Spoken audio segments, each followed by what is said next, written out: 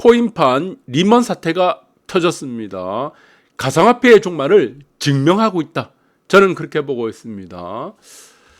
FTX 전 세계 3위 코인 거래소인데 지금 파산 거센 후폭풍이 분다. 그래서 코인판 리먼 브라더스 사태라고 지금 우려를 표명하는데, 저는 이것은 2008년도가 있었습니다. 2008년도 우리가 리먼 브라더스 사태가 있었습니다. 그때는 저신용자들에게 우리가 지금 이제 서브프라임이라는 저신용자들, 대출이 실행이 되지 않는 사람에게 부동산 대출을 해줬죠. 그로 인해서 CDS라는 크레딧 디폴트 스왑이라는 이 옵션질로 장난을 쳤습니다. 금융기관들이 돈을 편하게 벌기 위해서. 그래서 많은 금융기관들이 이때 파산했는데 대표적인 금융기관이 리먼 브라더스였습니다. 그래서 저는 이 사태까지 가기는 힘들 거다. 네, 이거는 리먼 브라더스 사태까지는 가기 힘들고, 저는 이거 단기적인 악재다. 저는 그렇게 보고 있습니다. 그러면 자, 이 위기는 어떻습니까? 네, 회복이 안 됩니다. 이거 왜 회복이 안 되죠? 지금 이게 뭐 FTX가 파산을 했다 안 했다 이 문제가 아니고, 이거는 신뢰가 이미 무너진 겁니다. 신뢰가. 어떤 신뢰가 무너졌습니까? 아주 작은 충격에도 코인 시장은 무너진다는 겁니다. 신뢰 회복이죠. 신뢰 회복 자체가 안 되는 거죠. 그래서 이거는 신뢰라는 부분들이 완전히 무너지는 결정적인 증거라고 보고 있습니다.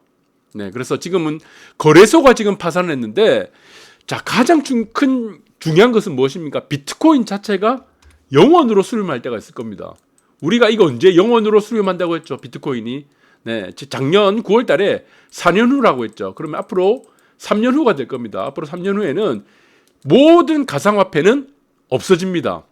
영원으로 갑니다. 영원. 그래서 이걸 가지고 뭐 투자에 매수 매도 매도 포지션 잡아가고 돈 벌라 이런 얘기 안 합니다. 이게 변동성이 워낙 크기 때문에, 자, 여러분들이 이거는 코인은 절대 건드리지 마라 라고 말씀드리고, 지금 세계 3위 가상화폐 제국 FTX 파산 신청을 했죠. 그래서 부채가 66조 원인데 이게 이제 파급력이 없다는 거죠. 왜 파급력이 없습니까? 네, 여기 투자자들입니다. 개인 기관 투자들 거의 이 사람들 그냥 손실 나는 거예요. 그냥 네, 이 사람들 손실 나는 걸로 그냥 끝나는 겁니다. 네, 그래서 지금 코인계 JP 모건이라고 하는데, 지금 뭐 30살 뭐 JP 모건은 무슨 JP 모건입니까? 30살 CEO 사임한다. 자, 그래서 이 코인 시장은 지금 뭐 거래소도 마찬가지지만, 제가 작년부터 여러분들 기가 따갑게 얘기했습니다. 이거 없어진다고.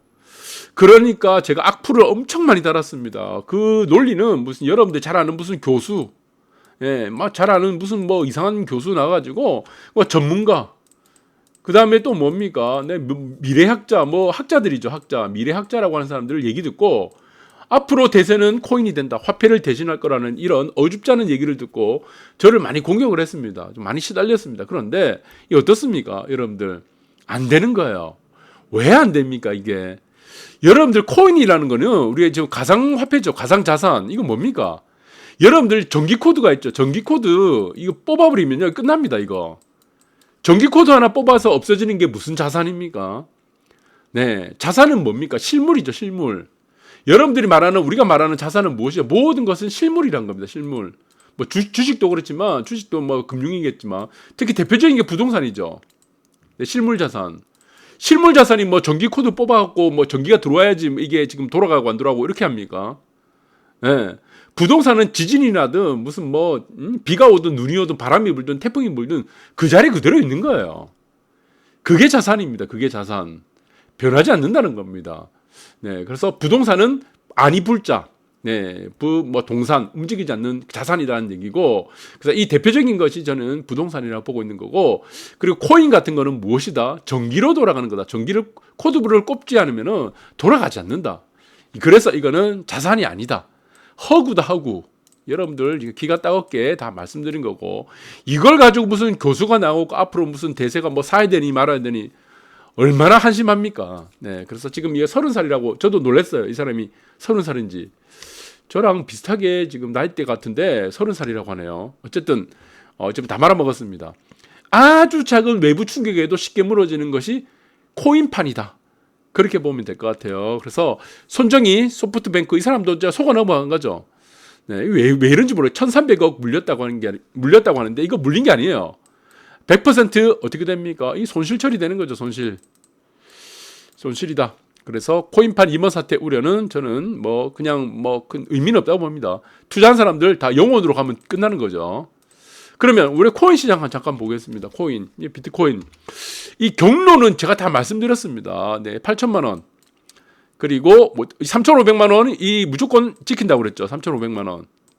그래서 3,500만 원 가기 전에 제가 말씀드렸습니다. 3,500만 원 가고 나서 지나고 나서 우리 다른 전문가들 맨날 하는 거 있잖아요. 뒷북 치는 전문가들 대부분 무슨 어디 지금 보시면 3% 방송 나오고 다 그런 얘기 하잖아요.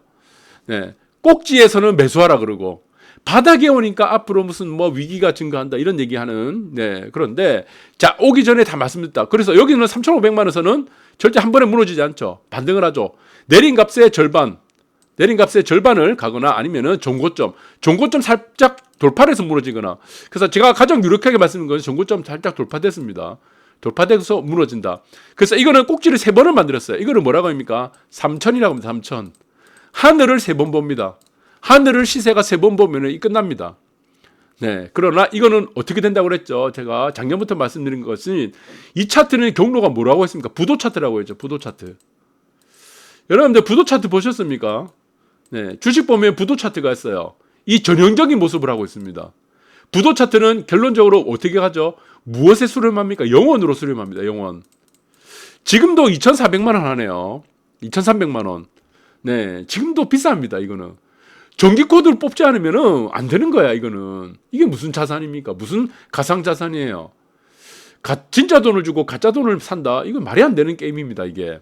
네, 그래서 지금 앞으로 이어지는 것도 마찬가지죠. 사실은 이제 고점을 찍고 내려갈 때는 이 바닥을 찍게 되면 어떻습니까? 이 변동성이 커집니다. 내려갈수록. 봉이 캔들이 커져요. 팬들이 죽어갑니다. 이 팬들 보시면 캔들이 죽어가죠. 네, 위에서가 팬들이 크고 밑에가 캔들이 작고. 부동산은 또 이 대표적인 케이스가 부동산입니다. 부동산은 좀 다릅니다. 주식은 어떻습니까? 고점 찍고 내려갈 때 맨 마지막에 투매 나옵니다. 투매. 부동산은 어떻습니까? 올라가서 고점 찍고 나서 초반에 투매 나와요. 그러니까 맨 마지막에 갈수록 약한 상승이거나 약한 하락이 지속되면서 그 다음에 턴을 하게 됩니다. 약한 상승과 약한 하락이 아주 미미하게 이렇게 진행되고, 네, 그래서 초반 투매가 나오는 것은 부동산이고 막판 투매가 나오는 것은 주가다. 그러나 비트코인 같은 경우는 어떻습니까? 네, 전형적인 부도 차트의 특징은 무엇이죠? 네, 가면 갈수록 우리가 이제 부동산하고 주가 차트가 비슷하게 이어집니다. 그래서 가면 갈수록 변동성이 줄어듭니다. 변동성. 네, 캔들의 크기가 캔들의 이 높이, 시가 저가를 차지하는 이 높이가 낮아집니다. 네, 이 부분이 다르다. 그래서 지금 차트는 여러분들이 보시면은 결론적으로 자본주의에 일어나는 모든 시세, 모든 자산, 모든 차트는 영원히 오름과 영원히 내림이 없습니다. 그렇죠. 그런데 자본주의에서 일어나는 자산 기준입니다. 자산인데 비트코인은 자산이 아니기 때문에 이거 무엇입니까? 네, 영원히 오르거나 영원히 내리는 것이 없는 게 아니라 영원히 내리는 건 있는데 영원히 오르는 건 없다는 겁니다. 그래서 이 부분들을 잘 보시기 바라고, 주식과 부동산은 차트가 다르다. 여러분들 기가 따갑게 말씀드렸고, 결론적으로는 비트코인은 영원에 수렴한다 라고 보시면 되고, 그래서 이 논리는 제가 작년부터 말씀드렸을 때, 자, 이거를 계속 말씀드렸죠. 위에. 그 다음에 하단 3,500. 그 다음에 무너지면, 무너진다고 했죠. 이거 3,500. 다음에 여기서는 무너질 때는 3,500 무너지는데, 이거 깨면 어떻게 된다고 했습니까? 이거 3,500만 깰 때는, 그 다음부터는 영원으로 향한다 라고 말씀드렸기 때문에, 전형적인 부도 차트의 모습으로 앞으로 진행될 것이다 라고 보면 될 것 같아요. 그러면 비트코인으로 인해서 우리 실물 경제에서는 어떤 영향을 줬습니까? 우리가 또 보셔야 될 것 같아요. 자, 비트코인, 특히 지금 이제 가상자산입니다. 비트코인이 우리 인생, 우리 삶, 우리 경제 미치는 영향은 딱 하나밖에 없습니다. 네, 이거는 무엇이죠? 불법 자금입니다. 불법 자금. 불법 자금을 활성화시켰다. 라는 것밖에 없어요. 그래서 비트코인의 성장과 함께 지금 마약류가 어떻게 됐습니까? 같이 성장을 했습니다. 왜 그렇습니까? 비트코인은 자금 추적이 안 돼요. 특히 비트코인을 거래할 때는 우리 전자지갑도 하루 만에 만들었다가 하루 만에 없애버리게 되면 추적이 안 됩니다. 완전히 소멸되기 때문에. 그리고 주로 이제 비트코인을 이용을 하죠. 마약 거래. 기존에는 우리가 던지기 수법으로 해서 현금을 주로 거래를 했었는데, 이제는 비트코인을 하다 보니까 비대면으로 마약 거래를 할 수 있게 된다는 겁니다. 던지기 수법으로. 결제는 비트코인으로 하기 때문에. 그래서 우리 경제에, 전 세계 우리의 글로벌 시장에 딱 하나, 비트코인이 생김으로 인해서, 비트코인이 활성화됨으로 인해서 나타났던 현상 중에 하나는 마약이 급증하기 시작했다는 겁니다. 그 19세 이하 마약 사범 보세요. 다 비트코인으로 이용합니다. 네, 지금 2020년까지 보시면 급증을 했는데, 그러면 올해 볼까요? 올해 2020년도. 네, 2020년도 8월 달에 보시면은 전부 어떻게 됩니까? 그러니까 비트코인이라는 것은 지금 보시면은 급증하고 있죠.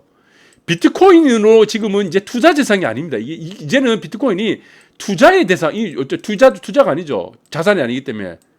투기의 대상이 아니고, 네, 마약에 대한 지금 교환, 예, 마약이라는 것과 돈의 교환을 역하는 가교 역할을 하는 것 뿐입니다.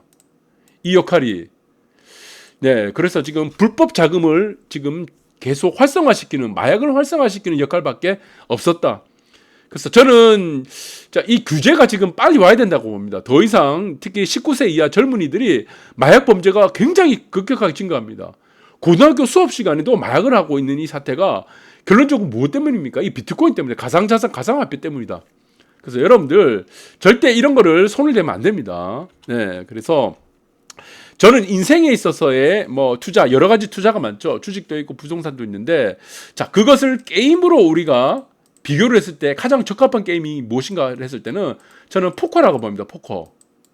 포커는 자, 인류가 생겼을 때 가장 완벽한 게임 중에 하나입니다. 왜 포커가 가장 완벽한 게임 중에 하나죠? 네, 네 패가 있습니다. 패가 좋은 패가 있죠. 두 가지 패가 있습니다.